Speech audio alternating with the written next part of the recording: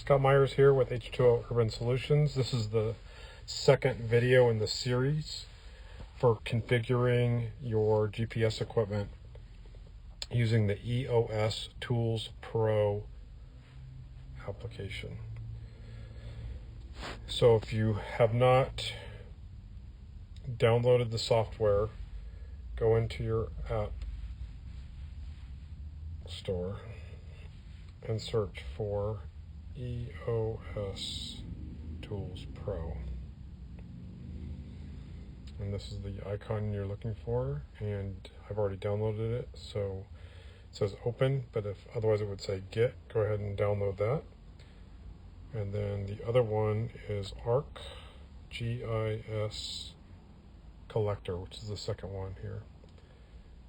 And that is the one that looks like the clipboard with the arrow. Again, download that and have that installed on your iPad mini. Once that's installed, you're going to go to your settings, and you're going to make sure that Bluetooth is turned on, and you're going to have your configuration or your setup of your hardware, which is the antenna, the rod, the GPS communication box, as well as the bipod if you need it, and the clamp for your iPad mini with the rugged case holder. So power on your GPS unit on that box. You should see the red light come on, and then also the Bluetooth blue light starting to connect. And you can see that I have several of these Arrow Gold GNSS with numbers. Should connect automatically. If not, and you're confused which one it is, on the back of the GPS communication box is the numbers, and it has either like a serial number associated with it, and this one in particular is the one I'm using right now, and that number is on the back of that unit. The other thing I'm going to have you do is go to your privacy setting, and under location services, you're going to make sure that that is turned on, and then you're going to scroll down to EOSToolsPro and Collector.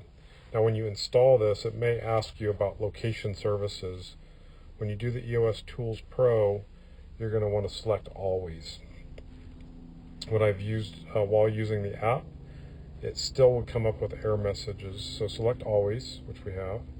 And then with Collector, you can see it doesn't have the always option while using the app. So make sure that's selected. And from there, we will go over to EOSToolsPro, and we're going to launch that.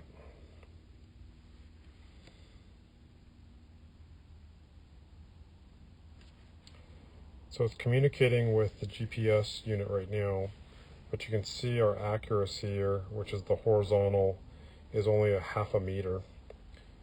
And we are not connected to a base station for real-time correction, this RTK. So we aren't connecting and getting more accurate positions. You can see the satellites, we've got 9 out of 38. That's okay. We're going to go down to differential here at the bottom, and that's where we're going to configure our settings for the real-time correction. You're going to need an IP address and a port number, and then a username and password. So to get the IP address for the particular base station, we're going to go to our notes, and I'm going to have you click on this link here.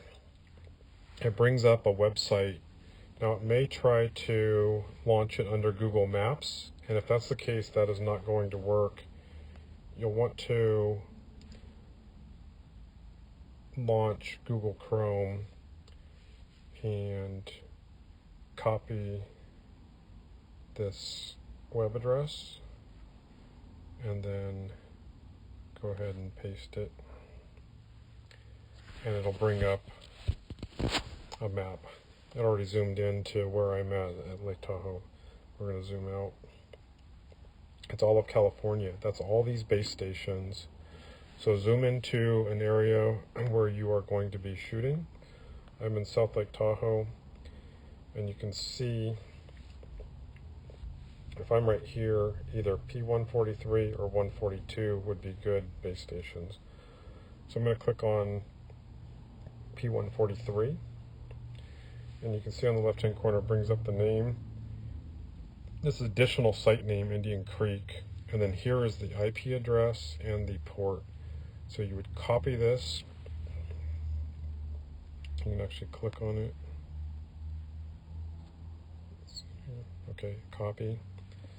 And then in EOS Tools, you could delete that and paste it here. It's the same one. Same with the port number.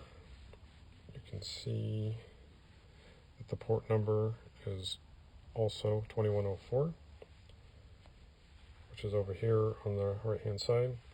And then this username and password is to be able to have permission to access those base stations. So right here I have the username and the password filled in. You'll have that information on a separate email. And if you can only have one user logged in at the same time. So I have additional usernames and passwords that I'll provide. And once you're there, then you click on this drop down here, and you will find 143 Indian Creek. Oops, I lost it. 143. So I'm on 142 right now. This is 143. I'm going to select that. And then from there, I should be able to hit start, and it'll start streaming the RTK. Changes to green, and now I'm streaming. So once you get that configured, you can actually save your profile. It'll remember the username and password and the IP address and which point you're using. So if I hit save profile, I can say Lake Tahoe P143. And now I can drop down and say stop. And you can see I have P143, 142, and another one in Antelope. All of them are the same IP address and port. So you can look at the map, and a lot of times it might be the same IP address and port, and depending on the area, you can just select the appropriate base point. And it looks like it's in alphabetical order, but it's not quite. It jumps around sometimes. So if you can't find the item in the list, just pay close attention and scroll, and you should be able to find it. The other thing you can do is, if you're in the same area, you can start auto streaming. So as soon as you connect to the device, I don't even know if you have to launch EOSToolsPro. If you do, as soon as you launch it, it'll start auto streaming and start. So I'm going to turn that feature on, and then I'm going to hit start. And now I'm going to check and see how my accuracy is. I'm going to go down to the status in the lower left. And you can see it's starting to drop there. So already I'm less than a meter. I'm way less than a half a meter. I'm at 9 centimeters, I guess. 9.8, that should be 1. The differential age, this is when it's communicating with the base station. That's 1 second. There we go. You can see I've dropped down to 1.4, 1.3 centimeters. And you can see the satellites, the RTK status shows up here. You can see some of that information. But the alarm down here at the bottom, what that allows you to do is you can select a default, and if you start going outside some of these ranges, the iPad will start beeping on you.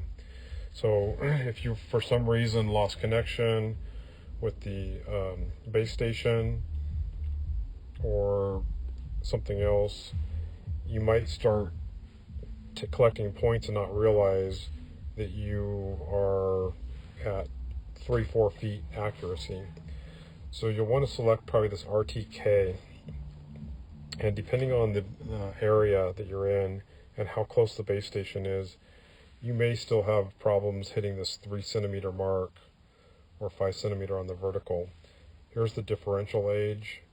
It's 30 seconds, so if it gets outside of that 30 second, you'll start beeping. So I'm going to select the HRMS limit and change that to 10 centimeters and the 3D to 15 centimeters. That should get me within like 3 inches or so. If it goes outside that, you might have to adjust it a little bit, but at least that gets you to where the machine or the iPad is paying attention if you're not realizing that you're lost a connection somehow. I've turned this on, this lost connection, and local connections or notifications might be on automatically. I've just left that on. I'm going to go back to status down here at the bottom, and I'm going to position, and you can see I'm less than a centimeter now, or right at a centimeter, which is perfect. From there, I would then go into my ArcGIS collector, and I'll launch that. There's a third video that shows you how to configure that. This has already been configured.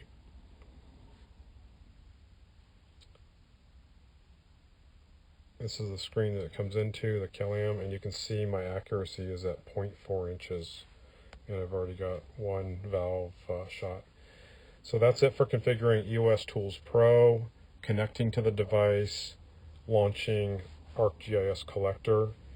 The third video shows you how to configure ArcGIS Collector, and then there will be a fourth video that shows how to actually collect points in here and the details of collecting the right information for